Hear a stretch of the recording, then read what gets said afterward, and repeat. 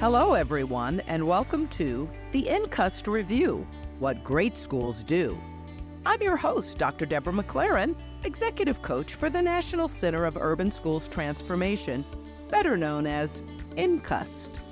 The mission of NCUST is to help urban school districts and their partners transform urban schools into places where all students achieve academic proficiency, evidence of love of learning, and graduate well prepared to succeed in post-secondary education, the workplace, and their communities. Our guest for this episode is Dr. Helen Griffith. Welcome, Dr. Griffith. Thank you, Dr. McLaren. It's good to be here today. Thank you for having me. So tell our listeners a little bit about who you are and how you are involved in the education world. Well, I'm excited to say that I'm a native of San Diego, a product of Southeast San Diego, and I'm a third-generation educator. My grandmother and my mother were both educators in the Deep South, Mississippi. And so I have the opportunity now to be the superintendent at the Preuss School UC San Diego, where it's our mission to send our scholars to college. So be the first in their families to graduate. Many of them live below the poverty level. We've been in existence for 25 years, and we're excited about that. Prior to that, I opened E3 Civic High in the public library. Before that, I opened Millennial Tech Middle, which is a STEM magnet right in my neighborhood. And before that, I was on the team that opened Lincoln High School.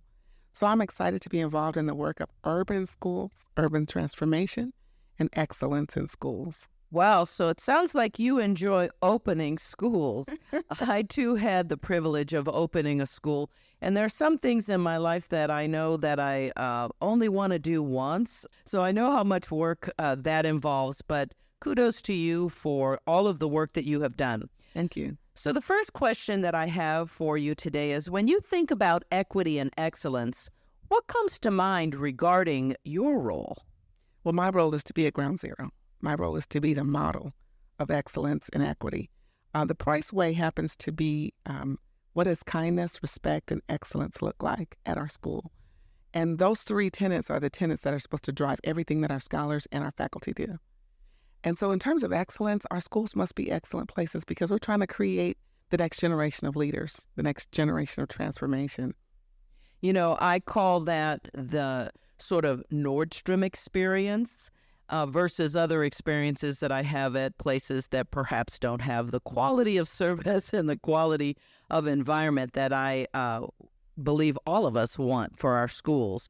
So tell us a little bit more about some of the work that you have done to ensure that students who are below the poverty line in schools and in programs that you have run, tell us a little bit about what are the things that you do to achieve that excellence or to achieve the equity through the excellence? So number one, I believe in the 3 R's. Every school should have rigor, relationship, and relevance. Our curriculum should be rigorous. It should believe that all scholars can attain at high levels because we know that they're brilliant. And we should teach from a place of strengths and a place that we believe that all scholars can attain high levels of academic excellence. 2, relationship, right? All of our adults on the campus should be loving and have a relationship, and all of our scholars should know there's someone they can trust on the campus. And of course, relevance. All of our curriculum should point to something relevant, that they understand what they're doing and the why they're doing it and how they apply it to the real world. But that 4th R now is representation. And our scholars in urban schools must see people who look like them. We know that the research says that scholars are more apt to attend college by the 3rd grade if they've seen someone, a teacher, who looks like them. And so in my work, I make sure that there's rigor, there's relationship, there's relevance, and there's representation. And at any school I come and I hire with the lens toward equity. Everything being equal, then we look at what's next. What don't we have? Who do we not have at the table so that our scholars can see themselves in representation and aim for those high levels that the people who work with them have already attained? You know, one of the things that are one of the main pillars of NCUST is culture and establishing a culture where everyone can thrive.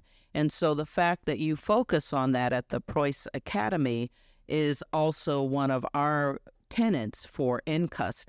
Another one that I heard you say that is another pillar for NCUST is a rigorous curriculum.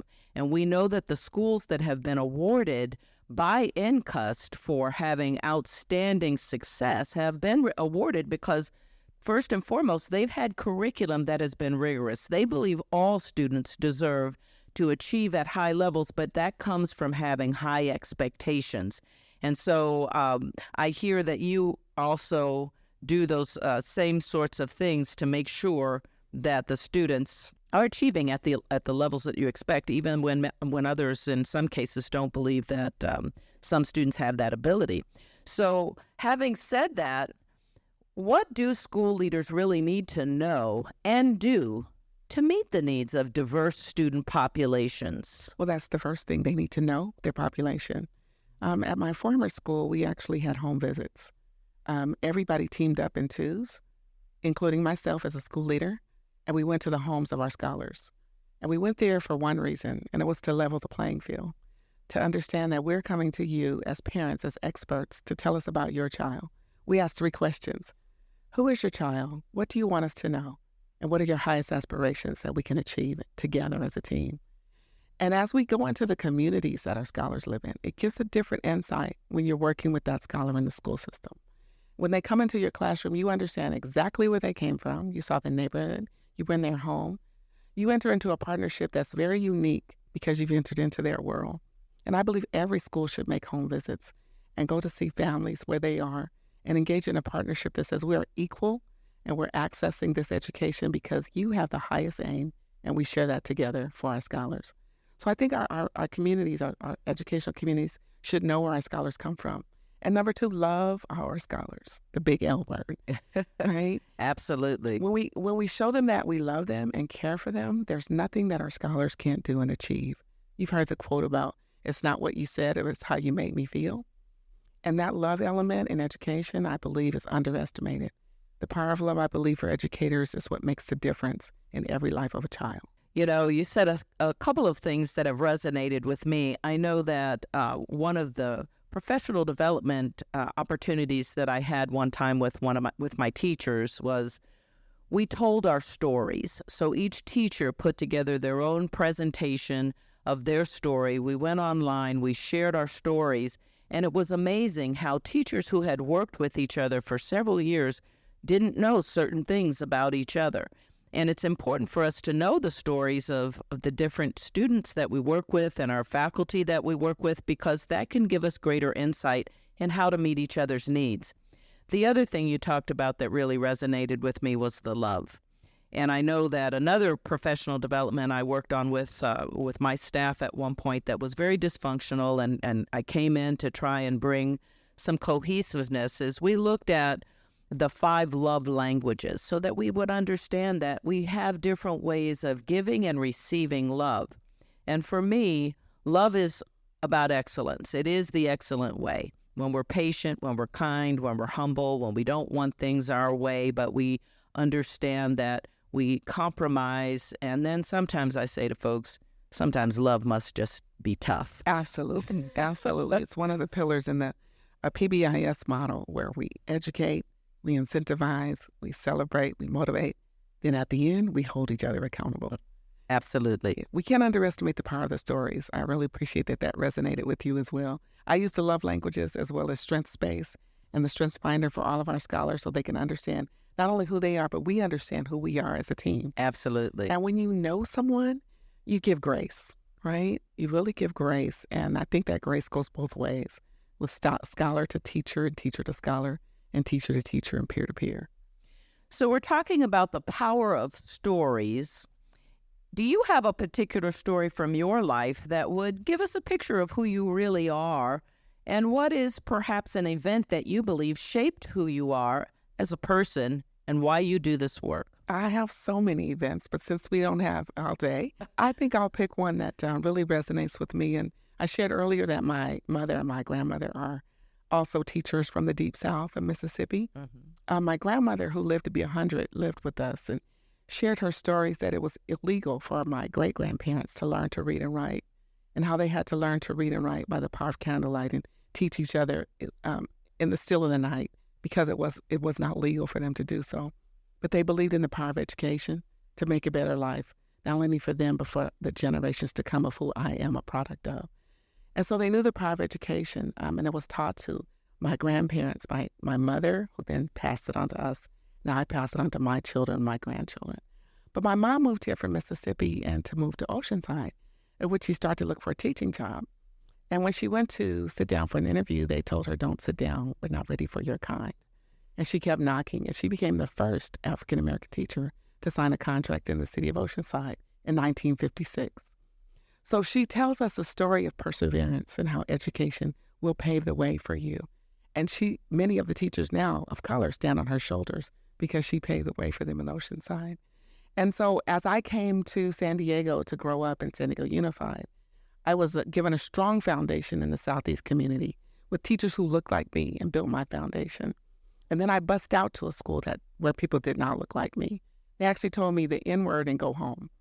And that shaped me to say that I never want a scholar to feel as though they do not belong in a school, that they are loved, they're valued, that they're exceptional and they're unique. And so that all those events shaped me to create schools where when you walk on the campus, you belong, you can stand up tall, you know that you're going to receive an education and the welcoming environment that you deserve as an awesome human being. Well, I was going to ask you about the next question, which has to do with who helped you become the person you are today, but you talked about your grandmother. And I know that my grandfather left a legacy and a mark on me to continue his legacy because of the work he did in particularly the 50s and the 60s during the civil rights movement and all of that.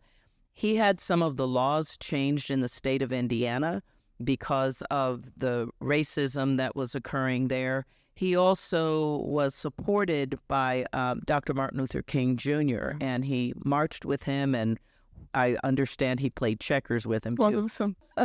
But they now have a scholarship in his name at Indiana University. And so I'm humbled by that because I feel as though my direction has been provided because of my grandfather's footsteps and the things that he's done. You know, you talked about belonging, and that is a key piece, I believe. It's one that has been identified by Maslow in his hierarchy of needs, that it's very important for us to feel a sense of belonging if we're going to be able to learn how to thrive, not just survive. So the next question that I have for you is, if you could go back in time and meet a historical figure, who would it be and why? Well, you know, I'm really a down-to-earth kind of person, and I'd really love to meet some of my family.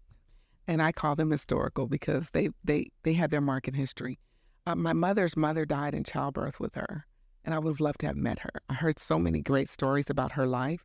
She was also an educator, and she would travel through parts of Mississippi and work at educating other young children. I would love to have met her.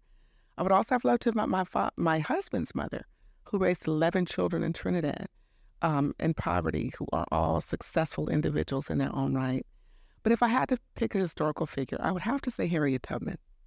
She was a boss, and I would have loved to have met her because what I admire about her most is when she told the slaves who wanted to turn back, you cannot turn back. And she threatened to kill them if they didn't go forward into freedom. And I loved the fact that she pushed someone who didn't want to go because they deserve to be there. And I believe that's what we have to do as educators. Sometimes our scholars don't know who they are. They don't know that they belong. They don't know their potential and their greatness and their brilliance. And it's up to us to force them to come along, to understand who they are, and to become the potential that they were born to be. Wow. So I have a final question for you. And the final question is, you know, NCUST, the work that we do here for the National Center of Urban Schools Transformation, but now branching out to all schools and working to help those schools transform, especially with marginalized students. What would you say specifically is happening, or what are the results that you see at Preuss Academy that connect with the work that we do here at NCUST? So our work is transformational at the Preuss School. We have a one-track curriculum. All of our scholars take AP courses, advanced courses, or honors courses. There's no opting out. kind of like Harriet Tubman. You're going to do this. And the goal is that we want them to, we give them the supports when they get there to 6th grade through 8th grade to be ready for these rigorous courses by the time they reach 9th grade.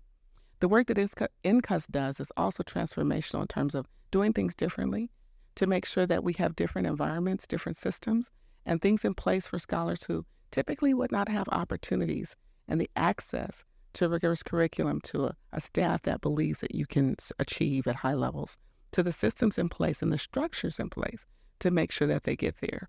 So I believe that our work is in line with many of the schools that NCUST has supported and visited because we're doing things that are really getting some excellent outcomes for scholars. Well, I want to thank you, Dr. Griffith, for sharing with us today on the NCUST Review, What Great Schools Do. Just to let our listeners know, we will post a new episode of the NCUST Review the first of each month. The NCUST Review explores topics grounded in educational research. We want to thank you for listening to the NCUST Review, and we hope you will embrace what you learn to advance equity and excellence in your school and school districts so that all students have the benefit of a world-class education. You can subscribe to our podcast on Apple Podcasts, Amazon Music, Spotify, iHeart, and Google Podcast. Until next time, I'm your host, Dr. Deborah McLaren, for the NCUST Review, What Great Schools Do.